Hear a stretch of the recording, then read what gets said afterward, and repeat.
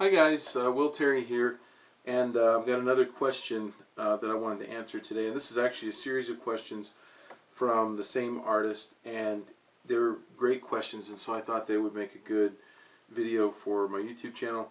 And I'm posting this on my blog. My blog is willterry.blogspot.com. There's a link for it right down here if you're on my YouTube channel. And so this artist is asking about what my take is on agents, saying that that I've worked with an agent and I've worked without one. An agent is also a word that's synonymous with rep for some of you who might not be familiar with that.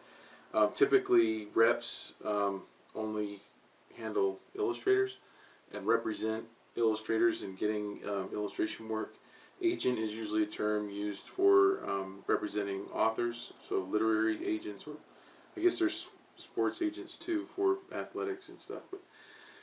But they're also interchangeable, and sometimes agents also rep illustrators on both either their art and or their writing as well. So it's kind of it really depends on the person, what they're actually doing. So so the question is basically, do I think it's worth it to have an agent now? This person is having a hard time getting the kind of work that they want. They want to do trade books, but they're mostly getting educational work, and wondering if it's worth it to go get a different agent. And again, there's more parts to this. So there's actually some really good other questions. So if you've heard me talk about this on another video, don't worry. I'm going to get into some stuff that I think is really helpful. I hope. But I think that as far as the agent thing goes, right now we're living in a time where you hit the nail on the head in your email, saying that that agents and reps are having a hard time getting work too. They are. I keep my ear to the rail on several different agents and reps, and they're struggling just like anybody else. The reason that they're struggling is because the world just basically got opened up like a tin can to people in all over the world working from home, from any city possible, because of the internet. So what used to be regionalized in different markets and cities is now just completely opened up. And when I started, you had to take out a page or two in the workbook and showcase, which were printed books. They were directories for illustrators. So just like if you open up the phone book, you can see the yellow pages, and people will take out an ad to place, for their, I don't know, their plumbing service or their car salesmanship or whatever. Illustrators would take out ads, and my ads used to cost me $3,500 per page. There were 3 years where I bought full page spreads or double page spreads to the tune of what cost me 1 year $7,500 in the workbook. Then I got discounts with a rep that brought that number down. But can you imagine spending $7,500 for advertising? And that was just for the workbook. I was also sending out postcards during that time. But that's when the world went before the internet had really taken off. We had the internet, but it was in its infancy, and this was back in the early 90s, mid 90s. And I mean, what we had back then, and the reason I'm talking about this is because I think it'll give you, hopefully guys, it'll give you a little insight into what's going on now. But basically back then, if you couldn't afford to go in that book, you basically weren't an illustrator. So there was a huge weed out, and we only had, I mean, the book was this thick, but it was only that thick. And now the internet is, who knows how thick it is, but there's this many illustrators competing when there were, just a few years ago, that many. And they can now compete for free, because you can get on Behance, you can make a Wix portfolio, you can you can use Facebook, and you can use Blogger and WordPress and all that stuff for free. So the price of entry now is almost non-existent. Couple that with the fact that there have been more people coming out of school. Now, this might sound like I'm painting a negative picture, but it's not. It's actually really positive, because for as many as as complicated as the world's gotten, I think it's also opened up so many more opportunities. So rather than saying, well, I am an editorial illustrator or I am a children's book illustrator, I mean, now you can do all kinds of things. You can find people online doing all sorts of things. People doing portraiture. The woman who does a painting a day, Carol Marin. Look up Carol Marin, or Marine, and you know, she has a site where she's auctioning off her work that she does a little couple hours. It looks like maybe 2 or 3, 4 hour painting, and then she auctions those off every day. And then she also has developed an auction site where she auctions other people's work off. I mean, that wasn't even possible before the internet. So there's all these new kinds of opportunities that if you can dream it, and if it can be programmed, it can be done right now. So this is a long-winded way of saying that I don't think that reps are anywhere near as important as they have been in the past. I think that a good rep right now can still do an amazing amount of work and can really help people. But what I'm seeing is most of the reps are getting so many people that it's hard for them to service those people and to really give them the attention that they need. So what I hear a lot is that people that are with reps are getting work, but they're not getting the quality of work, just like you're complaining about. They're not getting the amount of work that they want. And I think it's basically because people can find people anywhere. If you ask any editor, ask any art director, where do you find work? You know, they used to say, well, we found it in the workbook, or we found it in Showcase, or we found it from postcards, from, you know, the illustrators are sending postcards. Now you'll hear editors and art directors all the time talking about they blog hop. They look at the links on next to someone. They'll find someone they like, and they'll just start going on this chase, and they'll bookmark blogs and things that they like, and they're it's free to do that, and they can do it from home. They can do it on their iPad. They can do it anywhere. So they don't need a rep to show them work anymore. An agent is different, I would say. I think that the value that a literary agent provides is still different, because they're providing a service where they're really weeding out the people that can't write as well as the people who write really well because they're reading it. I think illustrators have a different challenge and a different opportunity. The opportunity is that you can see the work in a split second, you look at it online, you can tell if it's good or bad with just a split second, and that's why we don't really need reps to vouch for us, because the work speaks for itself. But storytelling is time consuming, and so I think that agents have still found that they're still very valuable even with the internet coming on, because they provide that service of actually weeding out and reading through and finding the best authors, and then they represent those best authors, and then they take those manuscripts around and shop them around and try to find. They have relationships with publishers. They try to find the right place for the right manuscript at the right time, and all that kinds of stuff. And I'm leaving out a lot there. So let's talk about what I do think. And I one thing that I'm seeing, and I would say this, like I'm just coming off of doing my I'm halfway through my third book, my third children's book in 6 months. So I've been doing one back to back to back to back, and I mean, like, as soon as I finish one, I'm already behind on the next one and behind the next one. And I think the reason for that, and I don't have an agent right now, and I think that people can find my work easily. One of those books that I did, it was made mention that that I was easily found online, and they liked that aspect, that that would actually bring some sales to the publisher, and the publisher was grateful for that, or was looking for that. And I think that publishers are going to start looking for illustrators that have an online presence more. So, do I think you absolutely need an agent? No. What I think you need more than anything else is to get your level of work to a certain degree to where people can't live without it. So I think that if you're online and if you're easily found, but you're not getting a lot of work or you're not getting a lot of offers, one of it you can definitely attribute to the fact that there are less projects being offered right now. So with your level of work, maybe 10, 20 years ago, it probably would have been really easy to find work in the work that you wanted to do. I think now there's so many more illustrators, and there's tons more illustrators, and they're more easily found.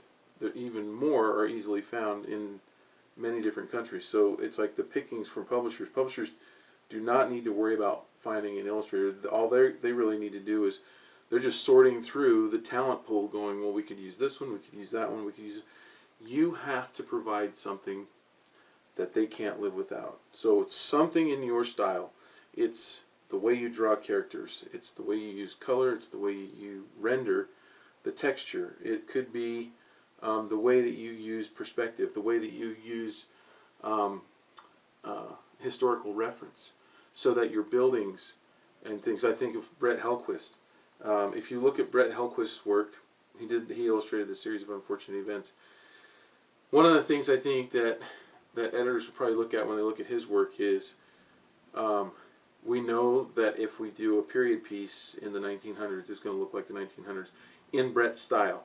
So it's going to be heavily stylized. Smoke is going to have nice, cool shapes and stuff, but it's going to look like that, the right city, the right time, and he's going to get it right. And he does figures really well too. So, and appealing characters. So I would say, and I look at artists like Ryan Wood and some of the other animators recently that have done children's books, and it's like they're animators. They work for Disney. Why are they doing children's books too? It's because their work is so good that they're being sought out, and saying, and getting approached and saying, hey, would you be interested in doing a children's book? They're not going out and looking. They're not, pounding the pavement and really trying to find that kind of work. It's finding them simply because of their work. I think, and that would lead me into your final questions, which is, I think that your work should fuel everything else that you do. So if you have something that's completely irresistible about your work, then anything else you choose to do on the internet has clout. And so you can take that clout and you can teach with it. You can take that clout and you can give advice with it. You can take that clout and you can make products with it that you launch on your own. And you basically do anything that you can dream of, because people see your work and they go, I have to have that. And the other side of that is passion. I think that if you exude passion about what you're doing, and if you care about your work more than anything else, that shows, and that's infectious too. So the last comments here, I'll read this. Another option for me to make money off of things I can do. Let's see. So another option is for me to make money off of things I can do on the internet, like you have, instructional video series to sell or other. I have started doing tutorials on YouTube and hope to build up an audience and help other artists like you have. Could you inspire us by telling us a little about your successes and failures in building up businesses on the internet as another source of income, and maybe some of your recommendations with that? Would you recommend a certain amount of followers before launching anything like you did? Sorry, that was about 10 questions. You can choose one of them. So what I would say is, number one of the things that I have learned more than anything else is you have to love what you're doing. It's like you have to not be able to wait to get into your studio to do it. So the first criteria for anything that I choose to do is, do I love it? Luckily, I love teaching. So that was a no-brainer, and that was really easy, because I love being able to try to explain something and to have somebody get it. When I go and teach at the university, every year, if I have a class of, let's say, 15 or 20 students, I know I'm going to be there for 5 of them. There are 5 kids in that class that I'm going to be there for. The rest, and not that I play favorites. I don't play favorites. I hope that people don't think I play favorites. I don't think I do. I feel like I don't. But what I mean by I'm there for 5 is because there's 5 people there that have passion just like I do. And so, if a student comes to me, and I'm getting long-winded again, sorry, but if a student comes to me and they do a drawing and I help them with it, and then, a week goes by and then they're there for me to help them again, they haven't done anything, and they're showing me again, I'm like, what are you doing, with all this time? Now, that can happen once in a while, but if it happens all the time, and it does, it's like I can tell, again, 5 students I'm there for. The 5 will always have something, and it's rare that they'll ever not have something to show. The rest usually don't have something new, or something that they've barely worked on a little bit, and it's like, if you come with a little bit of energy, that's what you're going to get from me, because there's nothing for me to get excited about, because you're not excited. So anyway, I think that being successful online, again, and this is going to sound overly simple. I've said it before, and I'm going to say it again. The internet ignores mediocrity. It ignores good. It ignores really likable. It only celebrates excellent or great.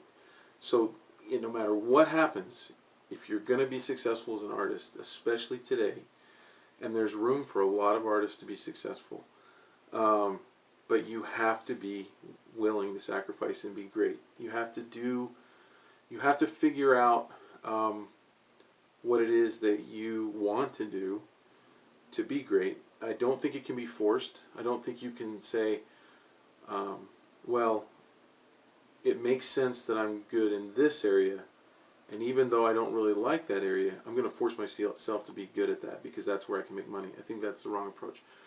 I think if you are an artist, which most of us have an artist in us, you just have to find what you really, really, really love to do. And once you find that, don't look back. Go in that direction. Build basically the furnace. Your artwork, your portfolio should be the furnace. Then anything else you choose to do online, if you want to teach, if you want to have a YouTube channel, if you want to do anything else, you have clout from that furnace. If that furnace is weak, if it doesn't have a burning fire in it, it's going to be really hard to get other people excited about the other things that you're doing. Sometimes I'll see people launch Kickstarters, and you can tell right from the beginning, right from their video and right from the product that they're launching, that they're not really fully invested in it, that they're not truly passionate about it, that they haven't been working at it for a long time, that it was kind of an afterthought. And most of those don't fund. I talk about Kickstarter a lot, but anything that you pretty much want to do, it has to exude passion. There has to be something special about it, because otherwise it's just going to be another thing that people are going to go, And so I think that that's probably the best advice that I can give you, is to work really hard on your portfolio and just get your artwork to be the best that it could possibly be. A lot of it, I feel like I'm very lucky and very blessed in a lot of ways, because I really got to cut my teeth in illustration before the internet really got hit big. And I actually have a lot of friends that were illustrators at the same time as me, and they didn't develop any kind of an online presence, and some of them have gone on to do other things. Some of them are still wondering, like, what the heck happened, because they're not finding success right now. So I do think it takes both. It takes a tenacity, it takes working online, but I don't think that you can gain any kind of following with momentum without having